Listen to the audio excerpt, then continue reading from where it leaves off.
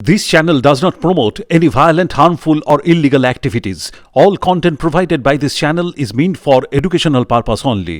নমস্কার, দ্য ওয়ালে আপনাদের স্বাগত। আজ বাংলাদেশ নিয়ে কিছু কথা বলবো। আমার কণ্ঠস্বর শুনেই নিশ্চয়ই আপনারা বুঝতে পারছেন যে কিছু শোকাবহ, কিছু পীড়াদায়ক বিষয় আজকে বাংলাদেশ নিয়ে বলতে হচ্ছে। আমি শুরুতে আপনাদেরকে একটি প্রেস বিজ্ঞপ্তি পড়ে শোনাবো, যেটি আমার ঢাকা বিশ্ববিদ্যালয়ের বন্ধুরা আমাকে পাঠিয়েছেন। ঢাকা বিশ্ববিদ্যালয় শিক্ষক সমিতি তারা আজকে যে প্রেস বিজ্ঞপ্তিটি দিয়েছেন আমি সেটি আপনাদের সামনে পড়ে শোনাই। ঢাকা বিশ্ববিদ্যালয় শিক্ষক সমিতি দেশের বর্তমান প্রেক্ষাপটে সংঘটিত সহিংস ঘটনার গভীর উদ্বেগ প্রকাশ করছে। আমরা অত্যন্ত উদ্বেগ ও শঙ্কার সাথে লক্ষ্য করছি স্বাধীন সার্বভৌম বাংলাদেশের স্থপতি জাতির পিতা বঙ্গবন্ধু শেখ মুজিবুর রহমান, জাতীয় চার নেতা ও বীর শ্রেষ্ঠদের ভাস্কর্য ভাঙচুর, রাষ্ট্রীয় ও জাতীয় গুরুত্বপূর্ণ স্থাপনায় অগ্নিসংযোগ ও ক্ষতি সাধন করা হয়েছে। মহান মুক্তিযুদ্ধের স্মৃতিবিজড়িত ৩২ নম্বর ধানমন্ডির বাড়িটি কারো ব্যক্তিগত সম্পদ নয়। এটি মহান মুক্তিযুদ্ধের ইতিহাস, নথিপত্র, বই পুস্তক সংরক্ষণের জাদুঘর। এ সকল সহিংস ঘটনার তীব্র নিন্দা ও প্রতিবাদ জানাচ্ছে ঢাকা বিশ্ববিদ্যালয় শিক্ষক সমিতি।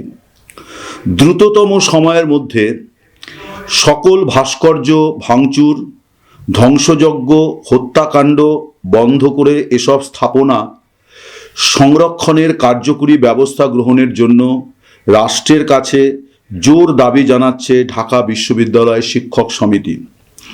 এ সকল ধ্বংসযজ্ঞের পাশাপাশি দেশের বিভিন্ন ধর্মাবলম্বীদের উপাসনালয়, মন্দির, গির্জা, বাড়িঘর, দোকানে ভাঙচুর ও অগ্নিসংযোগ এবং আইন শৃঙ্খলা রক্ষাকারী বাহিনীর উপর আক্রমণের যে সকল সহিংস ঘটনা ঘটেছে আমরা তার প্রতিবাদ জানাচ্ছি এবং এ সকল ঘটনার সাথে জড়িতদের শাস্তি দাবি করছি।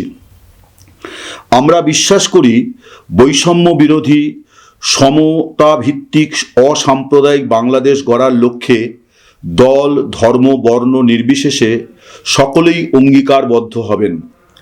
সাম্প্রদায়িক আক্রমণের শিকার হওয়া ঢাকা বিশ্ববিদ্যালয়ের শিক্ষক, শিক্ষার্থী, কর্মকর্তা, কর্মচারী বৃন্দ সহ দেশের বিভিন্ন স্থানে চরম নিরাপত্তাহীনতায় ভুগছেন। তাদের সকলকে নিরাপত্তা প্রদানের জন্য অন্তর্বর্তীকালীন সরকারের কাছে জোর দাবি জানাচ্ছি। ধন্যবাদান্তে অধ্যাপক ডক্টর মোহাম্মদ নিজামুল হক ভূঁইয়া, সভাপতি, এবং অধ্যাপক ডক্টর জিনাত হুদা, সাধারণ সম্পাদক। ৩২ নম্বর ধানমন্ডির বাড়িটিতে আমি বেশ কয়েকবার গিয়েছি। এই বাড়িটি শেখ মুজিবুর রহমানের পৈতৃক বাড়ি। এই বাড়িতেই 1975 সালের 15ই আগস্ট তাকে সেনাবাহিনীর কতিপয় জওয়ান এবং সেনাকর্তা সপরিবারে খুন করেছিলেন। এই বাড়িতে যারা গিয়েছেন আমার জানা মতে এই দুর্ভাগ্য এখনো পর্যন্ত হয়নি বাংলাদেশের জাতির, যে যিনি ওই বাড়িতে গিয়ে দুফোঁটা চোখের জল ফেলেননি। আমি একজন ভারতীয়, আমারও চোখের জল গড়িয়েছে। ওই নৃশংসতার যে স্বাক্ষর ওই বাড়িতে রয়েছে বা ছিল, সেগুলি এখন কি অবস্থায় আছে আমরা জানি না। কিন্তু বাংলাদেশে গত কয়েকদিন ধরে যে ঘটনা ঘটছে সেটা নিয়ে দু কথা বলা আমাদের জরুরি বলে আমরা মনে করি। বাংলাদেশের ঘটনাবলীর ছবি, অসংখ্য ভিডিও আমাদের কাছে আছে। আমরা দায়িত্বশীল সংবাদ মাধ্যম দ্য ওয়াল এবং আমরা কখনোই এই ভিডিও বা এই ছবি প্রকাশ করব না যা দেশের এবং বিশ্বের আরও নানা প্রান্তে উস্কানির কাজ করে। কিন্তু প্রতিবাদ আমরা জোরালো ভাষায় করতে চাই। বঙ্গবন্ধু অর্থাৎ শেখ মুজিবুর রহমান তার ডাকে যে স্বাধীনতা, সেই স্বাধীনতার জন্যে বাংলাদেশের 30 লাখ মানুষ জীবন দিয়েছিলেন। যদি রক্তের মূল্য দিয়ে কোনো স্বাধীনতাকে মাপা হয়, তাহলে বাংলাদেশের স্বাধীনতা রক্তের মূল্যে সবচেয়ে সেরা স্বাধীনতা। এছাড়া সেই সময় 1 কোটি দেশবাসী শরণার্থী হয়েছিলেন। এই সব ইতিহাসকে আজ কারা মুছে দিতে চায়? শুধুমাত্র আওয়ামী লীগ বা শেখ হাসিনার ওপর ক্ষোভের কারণে। আমরা কিন্তু তা মনে করি না। শেখ হাসিনা তিনি জনপ্রিয়তা হারিয়েছিলেন। কোটা আন্দোলন একটা পাইলট কারের কাজ করেছিল তাকে হটানোর জন্য। তিনি জনপ্রিয়তা হারিয়েছিলেন, একথা অসত্য নয়। কিন্তু তিনি দেশ ছেড়ে চলে এসেছেন। তার যে অগণিত সমর্থক তারা সাধারণ মানুষ। তারা কি অপরাধ করেছেন? অনেক মন্ত্রী দুর্নীতি করেছেন, অনেক নেতা দুর্নীতি করেছেন, কিন্তু আওয়ামী লীগের সব সমর্থক যারা তাদের ভোট দেয় সবাই কি দুর্নীতিগ্রস্ত? সীমান্তে যে মানুষ জড়ো হয়েছেন তাদের অনেকেই সংখ্যালঘু সম্প্রদায়ের, কিন্তু শুধু তাই নয়, সেখানে অনেক মানুষ আছেন যারা বাংলাদেশের সংখ্যাগরিষ্ঠ ধর্ম সম্প্রদায়ের মানুষ। তার কারণ নিজের দেশকে তারা আর নিরাপদ মনে করছেন না।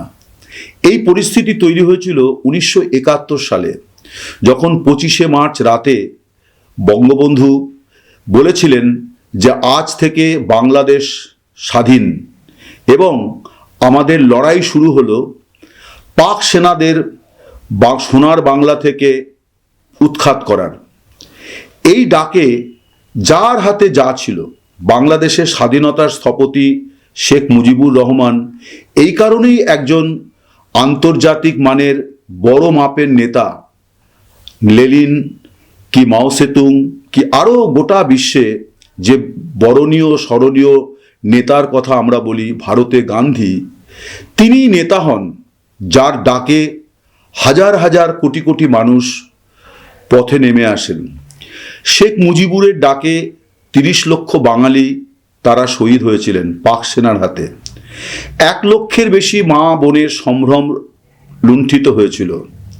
তারা সকলেই পাক হানাদার বাহিনীকে বাংলাদেশের মাটি থেকে, সোনার বাংলা থেকে হটাতে তারা জীবন দিয়েছিলেন, দেশ ছেড়েছিলেন।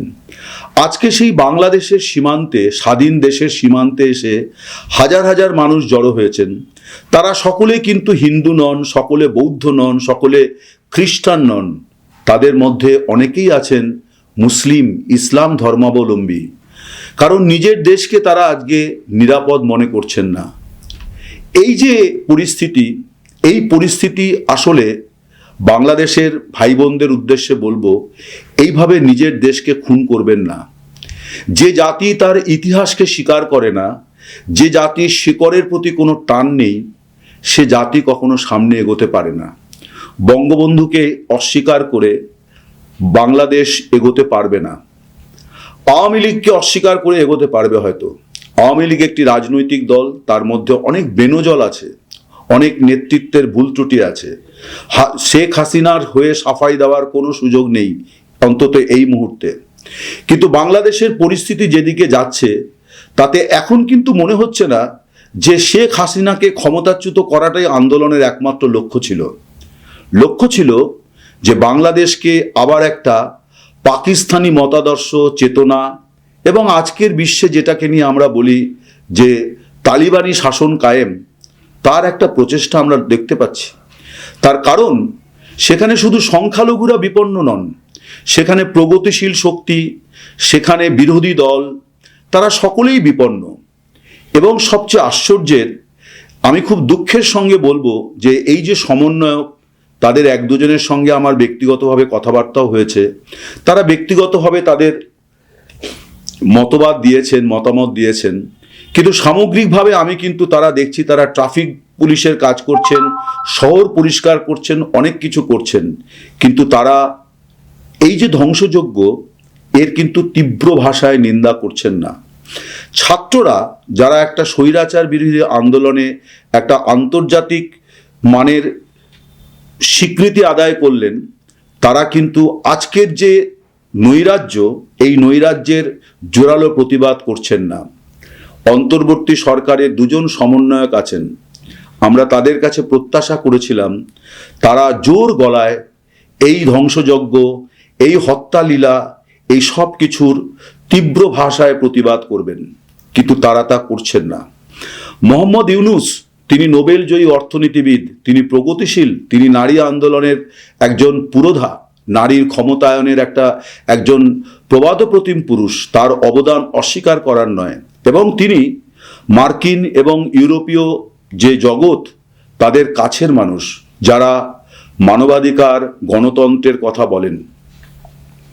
বাইডেন প্রশাসন এই বাংলাদেশে শেখ হাসিনার সরকারের সময়তে আমরা দেখেছি প্রায় প্রতিদিন প্রতিটি সরকারি সিদ্ধান্তের ক্ষেত্রেই তারা তাদের হস্তক্ষেপ, তাদের বিবৃতি, এটা করা ঠিক হয়নি, এমনকি বাংলাদেশের গার্মেন্ট ইন্ডাস্ট্রির শ্রমিকদের বেতন বৃদ্ধির দাবি সংক্রান্ত বিষয়েও মার্কিন পররাষ্ট্র দপ্তর মন্তব্য করেছে। কিন্তু দুর্ভাগ্য যে আমেরিকাকে পদে পদেই বিভিন্ন দেশ চিনতে ভুল করেছে। তারা জসমিন দেশে যদাচার এই নিয়মে বিশ্বাস করে, তাদের কোনো আদর্শ নেই। তারা বাংলাদেশে এই মুহূর্তে একটি চূড়ান্ত সাম্প্রদায়িক শক্তির সঙ্গে একটা সমঝোতা করেছে। সেই সমঝোতা তারা করেছে এই জন্যে যে সেখানে যাতে একটা মার্কিনী আধিপত্য স্থাপিত হয়। তাই একটি চূড়ান্ত সাম্প্রদায়িক শক্তিকে তারা একটি স্পিরিচুয়াল বা আধ্যাত্মিকবাদী এবং সামাজিক সংগঠন বলে তারা স্বীকৃতি দেয়। অথচ যারা বাংলাদেশের স্বাধীনতার বিরোধিতা করেছে, স্বাধীনতাকামী মানুষকে হত্যা করেছে এবং স্বাধীনতা পরবর্তী বাংলাদেশে পদে পদে তারা বাংলাদেশের উন্নয়ন, প্রগতি এবং ধর্মনিরপেক্ষতাকে গলা টিপে মারার চেষ্টা করেছে, আজকে আমেরিকা তাদের সঙ্গে বন্ধুত্ব পাতিয়েছে। মোহাম্মদ ইউনূস, আপনাকে বলি, আপনার কাছ থেকে যে প্রত্যাশা, সেই প্রত্যাশিত প্রতিক্রিয়াগুলো কিন্তু আমরা এখনো দেখতে পাচ্ছি না। বাংলাদেশের সেনাবাহিনীর যিনি প্রধান, তার ভূমিকা নিয়ে আমরা কদিন আগেও কিন্তু দেখেছি যে তিনি কিভাবে এই ছাত্রদের আন্দোলনের পাশে দাঁড়িয়ে স্মুথলি পরিস্থিতি সামলানোর চেষ্টা করেছিলেন।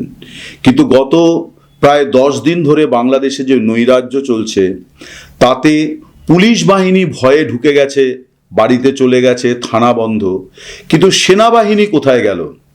কেন আজকে হাজার হাজার মানুষ এবং কত মানুষ মারা গিয়েছেন তা নিয়ে একটি আন্তর্জাতিক তদন্ত কমিশন অবিলম্বে হওয়া উচিত। অন্তর্বর্তী সরকারের উচিত হবে এই বিষয়ে সবচেয়ে জোরালো পদক্ষেপ করা এবং যে কথা বলার যে এই হত্যালীলা কেন বন্ধ হচ্ছে না। বন্ধ হচ্ছে না কি শুধুমাত্র পুলিশ পালিয়ে গেছে শুধু এই কারণে, নাকি কেউ কেউ এটাকে অ্যালাও করছেন? সেনাবাহিনীর কাছ থেকে কিন্তু এখনো কোনো কাঙ্ক্ষিত প্রতিক্রিয়া পাওয়া যাচ্ছে না। হতে পারে সেনাপ্রধানের এটা যুক্তি হতে পারে যে দেশে ইতিমধ্যে অন্তর্বর্তীকালীন সরকার গঠিত হয়েছে, অন্তর্বর্তীকালীন সরকারের প্রধান যা নির্দেশ দেবেন তারা তা পালন করবেন। কিন্তু একথাও বলবো যে বাংলাদেশের সেনাবাহিনীর অতীতে এই ধরনের অভিজ্ঞতা আছে, যখন এমন হত্যালীলা সংগঠিত হয়েছে তখন একদিকে যেমন তারা নিষ্ক্রিয় থেকেছে, আবার অনেক সময় তারা সক্রিয় ভূমিকাও পালন করেছেন। আমি বাংলাদেশের রাষ্ট্রপতি মোহাম্মদ শাহাবুদ্দিনের উদ্দেশ্যে কয়েকটি কথা বলতে চাই। 2001 থেকে 2006 বিএনপি জমানায় যে হত্যালীলা সংগঠিত হয়েছিল এবং যেখানে মূলত আক্রমণের শিকার হয়েছিলেন সংখ্যালঘুরা, সেই ঘটনা নিয়ে যে তদন্ত, বিচার বিভাগীয় তদন্ত কমিশন হয়েছিল, সেই কমিশনের আপনি ছিলেন প্রধান এবং আপনার রিপোর্টের এমন সমস্ত তথ্য আপনি তুলে ধরেছিলেন যে বিএনপি দীর্ঘদিন রাজনৈতিকভাবে আর মাথা তুলেই দাঁড়াতে পারেনি এবং সংখ্যালঘুদের সঙ্গে তাদের একটা স্থায়ী বিচ্ছেদ ঘটে যায় এবং সংখ্যালঘুরা আরও বেশি করে আশ্রয় করেন আওয়ামী লীগকে। আমি একথা বলবো না যে আওয়ামী লীগের সময় সংখ্যালঘুরা সকলেই নিরাপদ ছিলেন, সুবিধাবাদীরা সব জমানাতেই থাকেন, সংখ্যালঘুদের ধন সম্পত্তি লুট করা, ভয় দেখানো, তাদেরকে ভয় দেখিয়ে দেশ ছাড়তে বাধ্য করার চক্র সব জমানাতেই সক্রিয়। কিন্তু রাজনৈতিকভাবে, প্রশাসনিকভাবে একটা ধর্মীয় গোষ্ঠীকে নিশ্চিহ্ন করে দেওয়ার যে প্রক্রিয়া 2001 থেকে 2006-এর মধ্যে সংগঠিত হয়েছিল, সেই রিপোর্ট আপনি তৈরি করেছিলেন। আজকে আপনি বাংলাদেশের রাষ্ট্রপতি। আমি বাংলাদেশের সংবিধান এবং রাষ্ট্রপতির ক্ষমতা সম্পর্কে ওয়াকিবহাল। আমি জানি বাংলাদেশের রাষ্ট্রপতিও তার ক্ষমতার মানদণ্ডে তিনি একটি চমকপ্রদ শূন্য, অর্থাৎ তার অনেক গরিমা আছে, মর্যাদা আছে, ক্ষমতা নেই। কিন্তু বিবেক কোনো ক্ষমতা, কোনো সংবিধান, কোনো আইন মানে না। বিবেকের জায়গা থেকে আপনি কেন জোরালো বক্তব্য পেশ করছেন না? আপনি কি বঙ্গভবনের এই যে রাষ্ট্রীয় বৃদ্ধাশ্রম, সেখানে এইভাবেই বাকি সময়টা কাটিয়ে দিতে চান, নাকি নিজেকে নিজের বিবেকের কাছে প্রশ্ন করবেন যে যে ধ্বংসযজ্ঞ চলছে, এই ধ্বংসযজ্ঞ হচ্ছে নিজের দেশকে হত্যা করা। বাংলাদেশের কতিপয় মানুষ নিজের দেশকে খুন করছেন। আপনারা শুধু সংখ্যালঘুদের অত্যাচার করছেন তাই নয়, হয়তো ধর্মীয় উস্কানির কারণে সংখ্যালঘুরা বেশি আক্রান্ত হচ্ছেন, কিন্তু আমার কাছে যা রিপোর্ট তাতে শুধুমাত্র আওয়ামী লীগের লোকেরাও যে আক্রান্ত হচ্ছেন তাও নয়, সাধারণ মানুষ, সাধারণ ব্যবসায়ী, সাধারণ শিল্পপতি যারা একটু মাথা তুলে দাঁড়ানোর চেষ্টা করছিলেন, একেবারে টার্গেট করে করে তাদের কারখানা, তাদের ব্যবসা, তাদের প্রতিষ্ঠান পুড়িয়ে দেওয়া, ধ্বংস করে দেওয়া শুরু হয়েছে।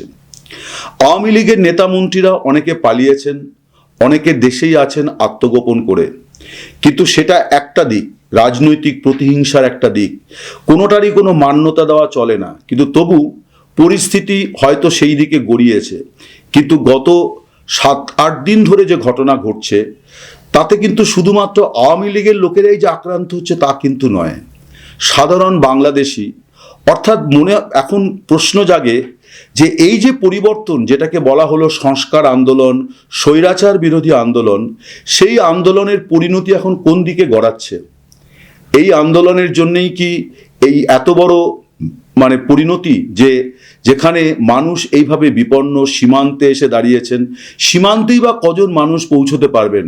তাদেরকে তো পথেই নানানভাবে বাধা সৃষ্টি করা হবে, হত্যা করা হবে, মারধর করা হবে। কজন পারবেন সীমান্তে পৌঁছতে? আর পৌঁছবেন বা কেন? নিজের দেশ তারা কেন ছাড়বেন? এ দেশ হিন্দু মুসলিম সকলে মিলে স্বাধীন করেছেন। 30 লক্ষ বাঙালির, তার মধ্যে সব জাতি ধর্ম বর্ণ, এবং শুধু তাই নয়, সব স্তরের মানুষ।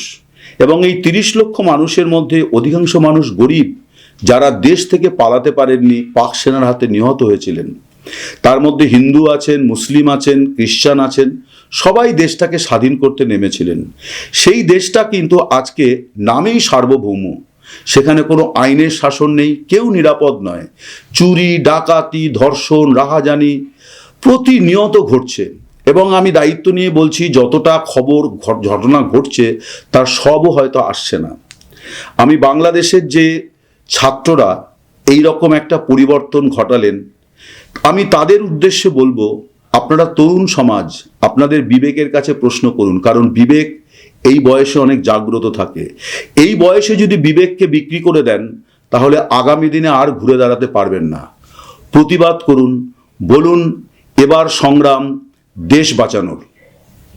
নমস্কার।